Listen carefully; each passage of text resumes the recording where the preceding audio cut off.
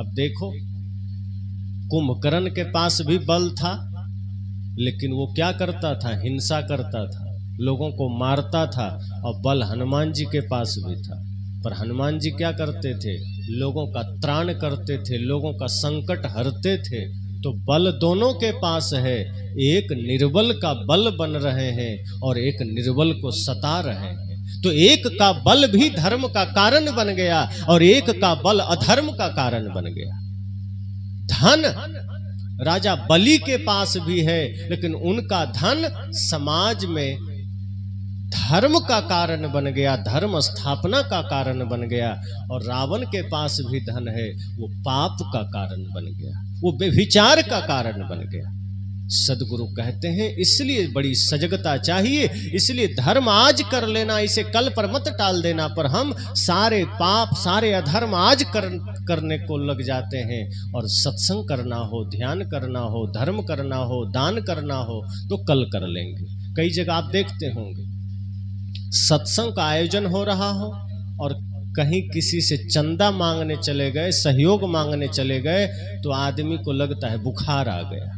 वो फिर इधर उधर झांकने लगता है कि अच्छा कल आइएगा, आज तो नहीं है। वो चाहे तो खुशी से दे सकता है, लेकिन कहता है कल आइएगा। और 2-3 दिन किया, सोचा कि 2-3 बार लौटाएंगे तो अपने नहीं आएगा।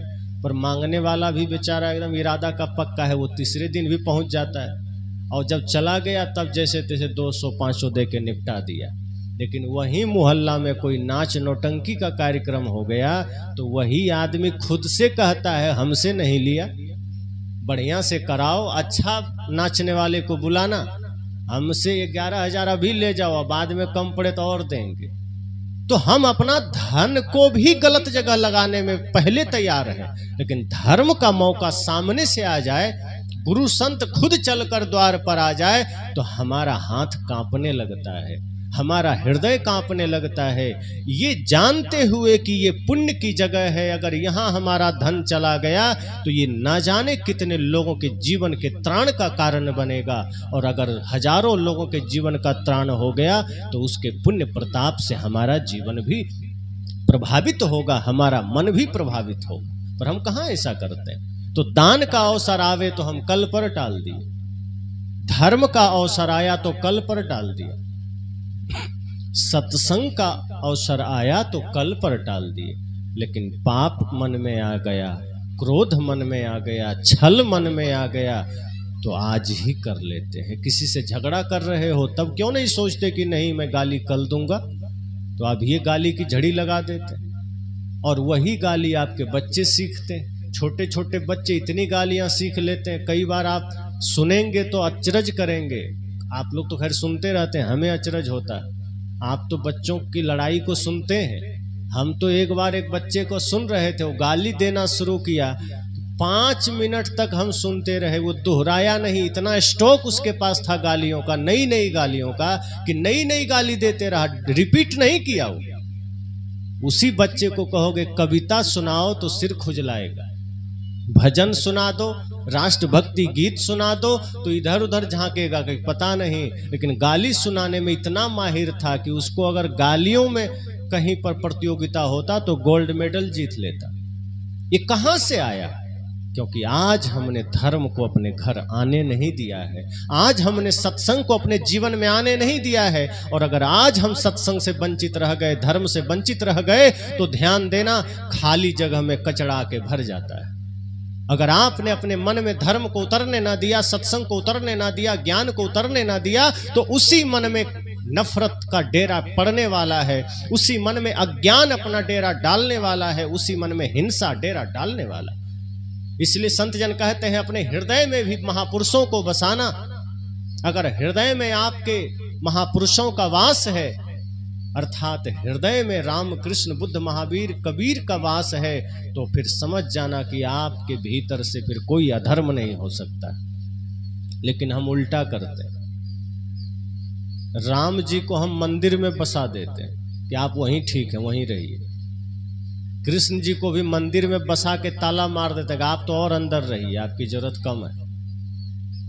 भगवान बुद्ध का भी मंदिर बनने लगा, अब उनको भी हम मंदिर में डाल दिए। सदगुरु कबीर साहब का भी मंदिर बन गया, अब उनको भी मंदिर में डाल दिए। तो हृदय में किसको रखे? तो हृदय में हमने रावण को बिठा लिया कि तुम ठीक हो, तुम रहो। अब रावण हृदय में रहेगा तो आदमी धर्म के मार्ग पर चलेगा, वो तो पाप के मार्ग पर चलेगा, वो तो अधर्म के मार्ग पर चलेगा। जिसके हृदय में राक्षस बैठा हो, जिसके हृदय में पाप बैठा हो, वो आदमी सत्य के मार्ग को कैसे चुन सकता है? वो आदमी अपने भाई के साथ प्रेम का व्यवहार कैसे कर सकता है? आप राम की पूजा भले कर लेंगे, लेकिन अपने भाई के लिए जमीन का झगड़ा तो आप खुद करेंगे। आप ये थोड़े कहेंगे कि नहीं नहीं हम तो राम के भक्त हैं, सारा जमीन तुम ही ले लो, हमें नहीं चाहिए। कोई कहने वाला नहीं। राम के भक्त तो बहुत मिल जाएंगे, लेकिन अपने भाई के साथ राम और भरत का व्यवहार करने वाला कितने लोग? विभीषण और रावण का व्यवहार करने वाले आपको सब मिलेंगे कि कोई भाई को लात मार रहा है, कोई हक छीन रहा है, कोई माता पिता का अनादर कर रहा है। सत्संग आपको होश में लाता है कि नहीं, होश में आ जाओ, जीवन थोड़ा है, पता नहीं कब किसको किससे बिछोड़ना हो जाए। हंसता हुआ जीवन कब विराम हो जाए कोई नहीं जानता। इस गलतफहमी में मत रहिए कि हम बूढ़ा होंगे तभी मरेंगे, नहीं। और चीजों की गारंटी है। मैं जिस माइक में बोल रहा हूं शायद इसकी भी कोई गारंटी होगी, मोबाइल की भी गारंटी मिल जाती है, कपड़े की गारंटी है, लोहे की गारंटी है, लेकिन हमारे आपके जीवन की कोई गारंटी नहीं। इस धरती पर जब कोई जन्म लेता है तो कोई साथ में कार्ड लेकर आया था कि नहीं तुम 60 साल जियोगे ही जियोगे, 100 साल जियोगे? कोई ठप्पा मार के प्रकृति ने दिया है सर्टिफिकेट? नहीं। कभी भी जीवन विराम हो सकता है। और कभी भी का मतलब गर्भ में भी मर सकता है बच्चा। और बहुत ऐसे बार होता है कि मां के गर्भ से मरा हुआ बाहर आता है, अर्थात वो जीवन का सूरज देख भी नहीं पाता, अस्त पहले हो जाता है।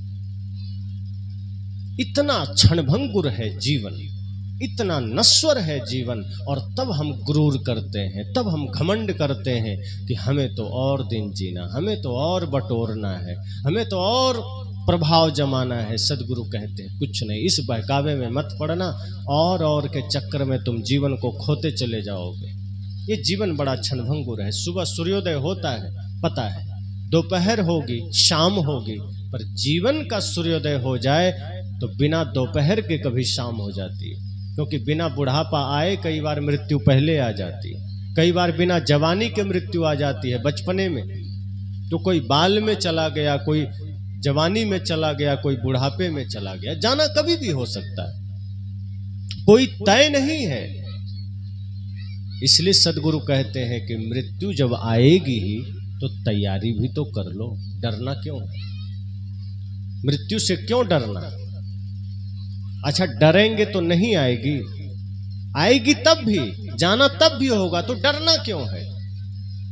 आनंद में जिए कि ठीक है तुम्हें जब आना है आ जाना, हमें तो अपना काम करना है, हमें धर्म का काम करना है, हमें अपनी तैयारी रखनी है। और तैयारी रखने का मतलब है मन वचन कर्म को निर्मल रखना है, माया मोह में ज्यादा पड़ना नहीं। दुख दर्द वहीं से जन्म लेता है। जितना माया में पड़ोगे उतना दुख पैदा होगा, जितना बंधन चारों तरफ निर्मित करेंगे, आसक्ति निर्मित करेंगे, उतनी पीड़ा बढ़ती चली जाएगी। सदगुरु कहते हैं मृत्यु तो आएगी, ये तय है, कभी भी आ सकती। उसके आने से पहले अपने जीवन को जरा पवित्र कर लेना। जैसे घर में कोई अतिथि आते हैं, मेहमान, तो आप क्या करते हैं? पहले से आप बेडशीट धोकर रखते हैं, खाट तैयार रखते हैं, चादर बढ़िया साफ सुथरा है, भोजन आपका लगभग अन्न सब ठीक ठाक, गेहूं आपने से पिसा लिया है, दाल आप तैयार करके रखते हैं। कोई अतिथि आए तो खाट बिछा दिए, बेडशीट डाल दिए और तब भोजन पका करके उनको खिला दिए। कि ऐसा करते हैं कि अब कोई अतिथि आ गए तो कपड़ा खरीदने जाएंगे बाजार, कि खाट बनवाने जाएंगे, कि गेहूं बोने खेत में जाएंगे। आप सारा इंतजाम पहले से रखते हैं कि कोई अतिथि आ जाए तो हमें सोचना ना पड़े, हम तुरंत उनकी व्यवस्था कर दें। लेकिन जब मृत्यु रूपी अतिथि हमारे जीवन में आ जाए तो हम बगल झांकने लगते हैं कि अब क्या करें। कुछ धर्म नहीं कमाया, कुछ पुण्य नहीं कमाया, सब खो गया, जो जो बटोरा था सब छूट रहा है। पुत्र छूट रहा है, धन छूट रहा है। मृत्यु शैया पर लेटा हुआ आदमी को देखना कभी जाकर, उसकी आंखें नाचती रहती है। अगर जिसने जीवन में धर्म नहीं कमाया है, चेहरे पर पसीना, आंखें नाचती रहती है, वो उसको जीवन भर किया हुआ पाप का रील चलने लगता है और मृत्यु से दिखाती है कि तुमने कुछ नहीं किया, और अब वो पश्चाताप कर रहा है कि काश थोड़ी मोहलत और मिल जाती तो कुछ धर्म कर लेते, लेकिन नहीं मिलता। इसलिए सदगुरु कहते हैं मृत्यु रूपी अतिथि कभी भी आ सकती है, उसका आना कभी भी हो सकता है। अतिथि का मतलब ही है जो बिना तिथि के आ जाए, और अब के समय में सिर्फ मृत्यु ही अतिथि है, बाकी कोई अतिथि नहीं है। अब तो जो लोग आते हैं वो अतिथि कहाँ है। पहले के जमाना था, मोबाइल नहीं था, तो लोग आ जाते थे बिना बताए, मोबाइल तो था नहीं, आते थे तब पता चलता था हाँ किसी के घर कोई मेहमान आए, तो उनको हम कहते थे अतिथि। मतलब जो बिना तिथि के आ जाएं, जो बिना निर्धारित किए, बिना बताए आ जाएं। पर अब तो ऐसा नहीं है। अब तो कोई भी आदमी आपके घर आता है तो बताता ही नहीं है, लोकेशन भी भेज देता है कि हम यहाँ यहाँ पहुँचे हैं, आपको एक एक क्षण की जानकारी होती, तो वो तो अतिथि नहीं हुआ ना, वो तो अब मेहमान है आपका। लेकिन अतिथि मृत्यु आज भी है। क्यों? क्योंकि वो बिना सूचना के आती। हालांकि दो चार सूचना वो दे देती, लेकिन अगर जवानी में आ जाए तो सूचना का पता नहीं चलता है, बचपना में आ जाए तो सूचना का पता नहीं चलता है। हाँ, बुढ़ापे में अगर मृत्यु आ रही है तो पहले से ही अपनी सूचना भेज देती है, और वो सूचना क्या है? बाल सफेद करती है पहली सूचना। लेकिन आदमी इतना चालाक है कि मेहंदी लगा के काला कर लेता है कि तुम भेजो सूचना, हम मानते ही नहीं सूचना को। कोर्ट के आदेश को हम नहीं मानते हैं। मृत्यु ने भेजा है, ठीक है तुमने भेजा है, हम सफेद को काला कर लेंगे, अब तुम कैसे पहचानोगे कि हम बूढ़ा हो गए? तो आदमी सोचता है मृत्यु को धोखा दे देंगे, पर मृत्यु तो साथ में ही है, उसे पता है तुम कैसे कब लगा रहे हो। हमें भले लगता है वो बाहर से आएगी, नहीं, वो साथ में है, आप लगा रहे हो, वो देख रही है कि तुम कैसे लगा रहे हो। फिर सूचना भेजती है, दांत नाकाम कर देती है, हम दांत का पूरा सेट लगवा लेते हैं ताकि पूरा धोखा मिल सके मृत्यु। कानों से सुनना कम हो गया, मशीन लगा ली। आंखों से दिखना कम हो गया, चश्मा बनवा लिए। पैर लड़खड़ाने लगे, लाठी ले लिए। चाम लटकने लगा, प्लास्टिक थोपवा लिए सर्जरी करवा करके। पूरा धोखा देने को मन हो गया हमारा। लेकिन तब भी हमें लगता है कि हम और चलेंगे और चलेंगे। मृत्यु कहती है सब कर लो बच्चों, हम सब देख रहे हैं। जिस दिन तुम्हारा आयु पूरा होगा, सब कुछ करते हुए हम तुरंत उठा के चल देंगे, तुम देखते रह जाओ। इसलिए मृत्यु सूचना देती है तो तब भी सजग हो जाइए। वैसे तो पहले सजगता चाहिए, लेकिन अगर बुढ़ापे में भी जाग गए, सजग हो गए, तो समझना जीवन की बाजी जीत सकते हो, वरना यहां से हार के चले जाओ। अगर बुढ़ापे में भी थोड़ी होश जगी तो समझना कुछ हद तक संभाला जा सकता है। इसलिए सदगुरु कहते हैं इससे पहले कि मृत्यु रूपी अतिथि तुम्हारे आंगन पर आ जाए, उससे पहले तैयारी कर लेना। तब ऐसा मत सोचना कि अब बिछावन तैयार करें, कि आप बाजार जाएं, नहीं, पहले ही धर्म ध्यान कर लेना, सत्संग कर लेना, मन को निर्मल कर लेना। और जिसका मन निर्मल हो गया उसको डरने की आवश्यकता नहीं है, वो तो फिर खुशी से कहता है जही मरने को जग डरे, मेरो मन आनंद, कब मरी हो कब पाई हो पूर्ण परमानंद। वो तो कहता है कि क्या डरना मृत्यु से, हमारी मृत्यु थोड़े होगी, मैं तो चैतन्य आत्मा हूं। मृत्यु तो शरीर की होगी, और शरीर मेरा पहले से नहीं, मिला है, ले ले। तुम क्या लोगे, हम ही छोड़ देते हैं। हमने पहले ही मान लिया कि मेरा नहीं, तब दुख होगा। दुख कब होता है? जो मेरा नहीं है उसको अपना मान लेना। और एक बात और ध्यान देना, मृत्यु का भय किसी को नहीं होता है। जरा विचार करिए, भय किस चीज का है? अगर सिर्फ मृत्यु से भय होता तो कोई भी कहीं मरता तो हम डर जाते, लेकिन डरते हैं क्या? सीमा पर हमारे जवान शहीद होते हैं, कितने लोग डरते हैं? अखबार पढ़ते हैं, सुन रहे हैं, देख रहे हैं कि 5 जवान शहीद हो गए, हम चाय की चुस्कियां ले रहे हैं, हंस के बात कर रहे हैं, अरे आज फिर शहीद हो गया। कोई डर नहीं है, हम उसको बड़े मजे में पढ़ रहे हैं। बगल में कोई गुजर गया, हम एकदम बढ़िया आनंद में बात कर रहे हैं। अगर मृत्यु ही सिर्फ डर का कारण होती तो किसी भी मृत्यु से हमें डर हो जाता। तो डर किस चीज का है? डर है अपना माना हुआ शरीर प्राणी पदार्थ छूटने का। हमारा घर ना छूट जाए, पुत्र ना छूट जाए, पत्नी ना छूट जाए, धन ना छूट जाए, इसका डर है।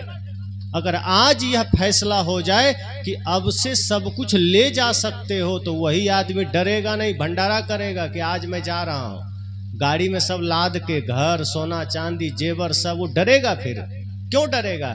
जो कुछ भी कमाया था सब ले जा रहा हूं, हंसेगा, न्योता बांटेगा, सब उस सबको बताएगा कि आज मैं जा रहा हूं, जैसे कि कहीं पिकनिक में जा रहा हूं। तो डर इस बात का है कि तन छूट जाएगा, डर इस बात का है कि धन छूट जाएगा, पद छूट जाएगा, रिश्ते नाते छूट जाएंगे।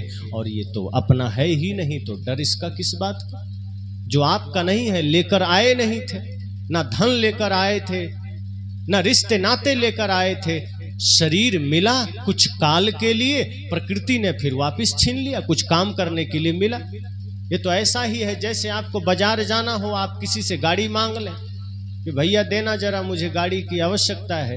अब वो गाड़ी दिया, अब जो काम है करके आओ, फिर गाड़ी लौटा दो। उसमें आसक्ति क्यों करना? लेकिन कुछ लोग ये भाव में रहते हैं, अब गाड़ी किसी ने दे दिया तो आ करके भी लौटा नहीं रहे कि नहीं मुझे ही दे दो, तुम दूसरा ले लेना। अब वो आदमी कहता है भैया तुमको बाजार जाने के लिए दिए थे, ये जबरदस्ती क्यों करना, लाओ हमारी गाड़ी, काम हो गया, गाड़ी लौटा दो। लेकिन कई लोग गाड़ी भी ले लिए, काम भी नहीं किया और देने को भी राजी नहीं है। हम भी यही करते हैं। प्रकृति ने ये शरीर रूपी गाड़ी दिया किस लिए? भव सागर से पार हो जाना, संसार सागर से पार हो जाना, दुखों से पार हो जाना। हम दुखों से तो पार नहीं हुए और पाप करके शरीर को और नुकसान कर दी। और जब प्रकृति ने मांगा कि अब तो दे दो, जो काम के लिए दिए थे किया, तो आदमी कहता नहीं किया, देंगे भी नहीं। तो प्रकृति कहता अच्छा, दिए थे तुमको संसार से पार होने के लिए, किराए पर दिए थे, और अब तुम कह रहे हो नहीं देंगे, तो हम तुमको अब ये ले लेंगे। फिर छीन लेती है प्रकृति, फिर हम भयभीत हो जाते हैं, रोने लगते हैं, पर कोई उपाय नहीं बचता। इसलिए तो संत ने कहा जिंदगी ये किराए का घर है, एक न एक दिन निकलना पड़ेगा। ये किराए का है, आपका नहीं है, ये मिला है कृपा से, प्रकृति ने दिया है। और प्रकृति ने इसलिए दिया है ताकि आप अपनी यात्रा पूरी कर सकें, ताकि आप धर्म के साथ साथ इस संसार रूपी सागर को पार कर जाएं। धर्म की शक्ति के साथ, ज्ञान की शक्ति के साथ, ध्यान की शक्ति के साथ संसार रूपी सागर को, दुख के सागर को पार कर जाएं। लेकिन हम क्या करते हैं? जीवन भर संसार जोड़ने में लगे रहते हैं, जोड़ते जाते हैं, जोड़ते जाते हैं। पर एक समय ऐसा आता है जब पता चलता है कि इतना जोड़ा, अब इसको खाने का समय आया, तो मृत्यु आ गई कि चल तेरा समय हो गया। तब हम सोचते हैं अरे अभी तो हमने धन जोड़ा ही था। तो मृत्यु कहती हमने थोड़े कहा था तुम धन जोड़ो, हमने तो ये शरीर तुम्हें दिया था भक्ति करने के लिए, अब तुम प्रपंच में लग गए तो हम क्या करें। इसलिए ये सत्संग आपको होश में ला रहा है कि कल का भरोसा नहीं है। ये मत सोचना कि कल तक हम रह लेंगे, कोई भरोसा नहीं। जीवन प्रतिपल मृत्यु के निकट जा रहा है, और अचानक भी नहीं होता। ये कहने की बात है कि अचानक कोई मर गया। ध्यान रखना, मृत्यु घटित हो रही है, प्रतिक्षण हम मर रहे हैं, दिखाई नहीं देता।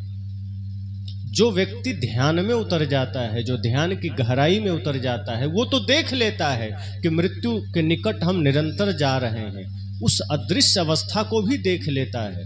लेकिन जो प्रपंच में लगा है, माया में लगा है, वो अपने मृत्यु को नहीं देख पाता। समाधि और ध्यान की अंतिम अवस्था भी यही है, मृत्यु को जान लेना, जीते जी। यही है समाधि, कि जीते जी मृत्यु को समझ जाना। लेकिन हम तो मरने के समय भी नहीं समझ पाते। तो इसलिए मैंने कहा कि ये समय हमें मिला है होश में आने के लिए, जागृत होने के लिए। मृत्यु अचानक नहीं होती है, एक एक क्षण हमारा छीन करती है मृत्यु, एक एक दिन हमारा नाश करती है, और तब जाकर के मृत्यु एक दिन हमें दिखाई देती है। इसलिए जिस तरह से ये 3 दिन का सत्संग आज विराम की ओर है, हम सबका जीवन भी एक समय विराम हो जाएगा। जो उगे सो आथ हवे, फूले सो को मिलाए, जो चुने सो ढह परे, जन्मे सो मर जाए। साहब तो कहते हैं जिसका उदय हुआ है अस्त होगा। तो जो बनता है बिगड़ता है, जो जन्म लेता है मरता है, क्यों इतना हाय तौबा करना, क्यों इतना अफरा तफरी करना। सचेत होकर जियो, सावधानी से जियो और भजन भक्ति करते चलो। गुरु के बताए मार्ग पर चलिए, जीवन को सुंदर बनाइए।